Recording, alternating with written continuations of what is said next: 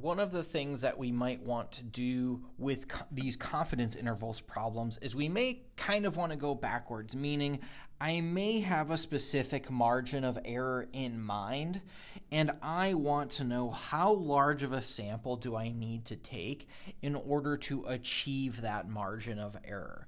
Because margin of error depends on sample size. I know if I take a large enough sample, I can achieve a very small margin of error. So I want to know, hey, if I start with a margin of error, can I work backwards to calculate a necessary sample size?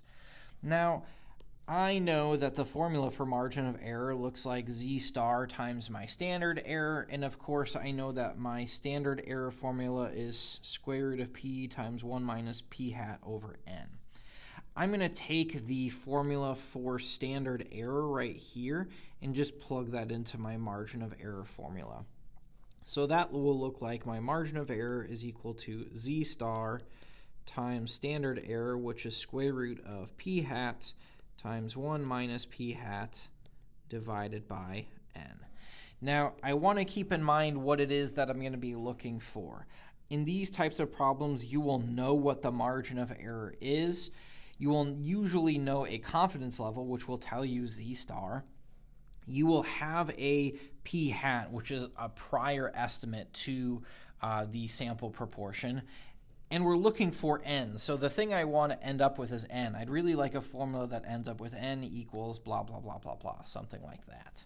So I'm going to try and solve this equation over here for n. We're just going to do some algebra in this video. So the very first thing I see n is inside of the square root function. I cannot solve for n while it lives in the square root. So what I'm going to do is I'm going to take both sides of this equation and I'm going to square it. I'm going to square both sides. And what that does, on the left-hand side, I will have the margin of error squared. I have to square both parts of this. And lucky for me, there's just multiplication in here, which means I don't need to FOIL this out. I'll simply have z star squared. And then when I square the square root right here, we just drop the square root. So we have the p hat times 1 minus p hat divided by n.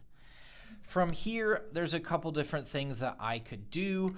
I'm going to go ahead and multiply both sides by n. Right now I know that I'm dividing by n. I cannot solve for n while it lives in the denominator, so I need to multiply both sides of my equation by n. So we'll multiply by n, and we'll multiply by n. On the right-hand side, these two should cancel. So I have n times m squared is equal to z star squared times p hat, let's do this, p hat times 1 minus p hat.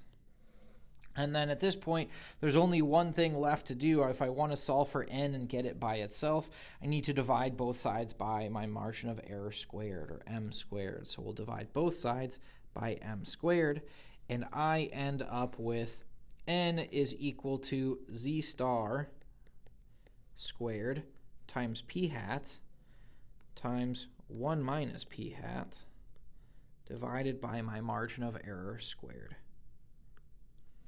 So there is the formula that will calculate the minimum sample size required. The thing that we will need to keep in mind here is that if the sample size decreases, if it goes down, that means that the margin of error will actually go up. What this means for me in these types of problems is that when I'm solving for n, this is kind of one of the only times that we're going to see this rule pop up, is when we're solving for n. N always, always, always, always goes up when you're rounding, because n represents our sample size, meaning n cannot be a decimal. So let's just say, for the sake of argument, that I calculated n to be 461.02. Normally, if you were going to round that, you would say 461. But what happens here is that when you go down, so here I'm going from a little over to 461 to exactly 461, n is decreasing, meaning my sample size goes down. This will increase my margin of error m, which is bad. I don't want that. In these types of problems, I have a margin of error and I want the margin of error to be below that number. So what that means is we cannot decrease n from whatever our calculations say. So what that means is that even if n is this very small decimal, 461.02, you have to round it up to the next whole number, which means n will have to be 462 in this problem. So be very careful. It's a very easy mistake to make because it's really the only time that we're going to use this special rounding rule.